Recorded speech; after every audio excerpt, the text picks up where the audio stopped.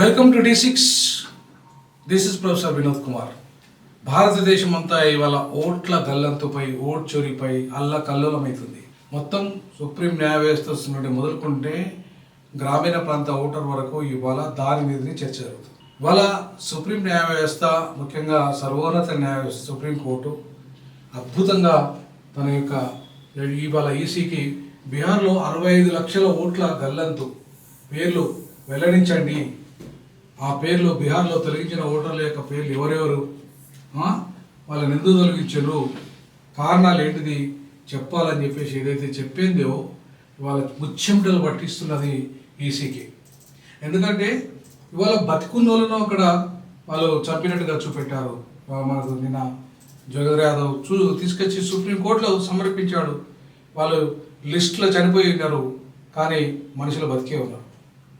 ఇవాళ అట్లా చాలామంది దళితులను రెగ్గింగ్ చేసి వాళ్ళు అసలు వాళ్ళ ఓటు ఉన్నప్పుడు కూడా వాళ్ళకే తెలియదు, వాళ్ళ సత్యత కూడా వాళ్ళకే తెలియదు. చాలామందికి అంతర్గతంలో ఈ ఈవీఎం రాకముందు చాలామంది నేను చూశాను దళితులలో, ముఖ్యంగా ఈ ఆదివాసీలలో వాళ్ళ ఓటు వాళ్ళకి తెలియదు, వాళ్ళ ఓటు ఎవడో రెగ్గింగ్ చేసేస్తారు. ఇప్పుడు ఈవీఎంలోకి వచ్చిన తర్వాత ఎలక్ట్రానిక్ రెగ్గింగ్ అవుతుంది, ట్యాంపరింగ్ అవుతుంది. అంటే ఏది ఏమైనప్పటికీ కూడా ప్రజాస్వామ్యం అపహాస్యం పాలైపోయి ఇవాళ భారతదేశం ప్రపంచం వేదిక ముందు తల దించుకునే విధంగా ఎన్నికల వ్యవస్థ వ్యవహరిస్తున్న తీరైతే ఇవాళ దెబ్బతో సుప్రీంకోర్టు దెబ్బతో ఇవాళ దిగొస్తున్నది. ఆ 65 లక్షల మంది ఓటర్ల పరిస్థితి ఏందో వాళ్ళ వివరాలు బయట పెట్టండి అని చెప్పేసి ఇవాళ ఈసీ ఇచ్చిన కొరడా ఏదైతే ఉందో పెళ్ళు అంటే చెంప మీద కొట్టినట్టుగా ఇవాళ మనం భావించాలి. ఈ 19th ఈసీ వెబ్సైట్లో ప్రచురించండి.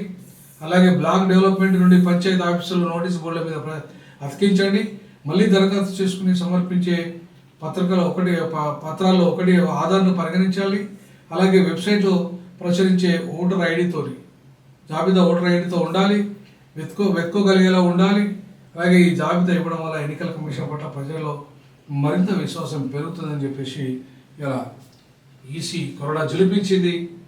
మీ ఫోటోషాప్ బాగుంది, సోనియా ఓటర్ కార్డు ఆరోపణలపై బీజేపీకి కాంగ్రెస్ కౌంటర్. అయితే ఇవాళ మనం చూసుకుంటున్నాము, ఓటర్ చౌర్యంపై బీహార్ నుంచి రాహుల్ సమరం మొదలు పెడుతున్నాడు. అది 17 నుంచి ఇవాళ అంటే ఎల్లుండి నుండి ఓటర్ అధికార యాత్ర సెప్టెంబర్ 1న గాంధీ మైదానంలో ముగింపు చేస్తున్నాడు. ఓట్ చౌర్యం అనే నీచ పదాన్ని వాడొద్దు ఈసీఐ. ఇవాళ అది నీచ పదం అంటే మరి మీరు నీచత్వానికి మీరు ఎట్లా పాల్పడ్డారు? అది నీచ పదం అయితే అది నీచ పదం అని మీకు తెలిసి కూడా మీరు ఎందుకు ఆ నీచత్వాన్ని చేస్తున్నారు? ఇవాళ ఈ నీచత్వాన్ని పాల్పడుతున్న ఎన్నికల కమిషన్ ఏమనాలి, మరి వాళ్ళను ఏమని పిలవాలి? ఆ వ్యవస్థను ఈ రకమైన దుర్మార్గం చేసుకుంటే దేశంలో ఇవాళ అవినీతి పనులను, దొంగలను, కోట్లాది రూపాయలు ఇవాళ ఎన్నికల్లో ఖర్చు పెట్టే వాళ్ళని గెలిపిస్తున్నప్పుడు మరి నీచులు కాకపోతే ఏమవుతారు? నీచత్వం కాకపోతే ఏమవుతుంది అది? కాబట్టి ఈ నీచత్వానికి పాల్పడుతున్న ఈ వాళ్ళను ఓటు చౌర్యం చేస్తున్న వాళ్ళు చౌర్యులు అనే పదమే కరెక్టు. ఇది చోరీ, ఈ దేశంలో ప్రజాస్వామ్యాన్ని కూని.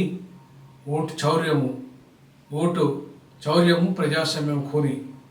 కాబట్టి ప్రజాస్వామ్యాన్ని పరిరక్షించుకుందాం, రాజ్యాంగాన్ని కాపాడుకుందాం. ప్రజల్ని ఇవాళ వాళ్ళ ఓటు హక్కును, వాళ్ళకు రాజకీయ అధికారం, ఒక మనిషికి ఒక ఓటు, దానికి ఒకటే విలువ. ఈ దేశంలో లక్షల కోట్లు ఉన్నవాడైనా సరే, రిక్షా పుల్లరైనా సరే ఒకటే ఓటు విలువ. నువ్వు బ్రాహ్మణుని విర్రవీగినా సరే, దళితుడికి కూడా ఒకటే ఓటు విలువ. సో ఆ ఓటు విలువను ఇవాళ కాపాడాలి, దాన్ని పరిరక్షించాలని ఓటర్ అధికార యాత్ర, ఓటర్కు అధికారం ఉండాలి ఎన్నికల్లో అనే విషయం పట్ల ఇవాళ మనకు రాహుల్ గాంధీ చేస్తున్న అద్భుతమైన ఈ కార్యక్రమం ఏదైతే ఉందో అక్కడికెళ్ళి, ఎక్కడైతే ఓటు చౌర్యం జరిగిందో అక్కడికెళ్ళి ఇవాళ ఆయన కార్యాచరణ మొదలుపెట్టాడు. ఆ కార్యాచరణలో భాగంగా ఈరోజు మనం చూస్తున్నాం, కార్యాచరణని ముందుకు తీసుకెళ్ళడానికి తన వంతుగా ఆయన ఏ రకంగా ముందుకెళ్తాడో మనం కనబడుతుంది. ఇవాళ ఈ దేశ ప్రజాస్వామ్యాన్ని కాపాడడానికి ఒకవైపు మొన్నటిదాకా భారత్ జోడో యాత్ర చేస్తే ఇప్పుడు ఇవాళ ఆయన రాహుల్ ఓటర్ అధికార యాత్ర చేస్తున్నాడు. కాబట్టి ఇవాళ ఈ అద్భుతమైన ఈ విషయాన్ని, ఈ అంశాన్ని మనం చర్చిద్దాం. మీ యొక్క అభిప్రాయాన్ని చర్చలో పెట్టిన ప్రజలారా, ఈ ఓటు చౌర్యము పాల్పడుతున్న వాళ్ళు రాజకీయ పార్టీలైనా, ఎన్నికల వ్యవస్థ అయినా, వాళ్ళు ప్రజాస్వామ్యానికి ద్రోహులు అనే విషయం పట్ల మీ వైఖరి తెలియజేయండి అని తెలియజేస్తున్నాం. జై భీమ్, జై పులే, జై పెరియార్, జై భారత్, జై హింద్.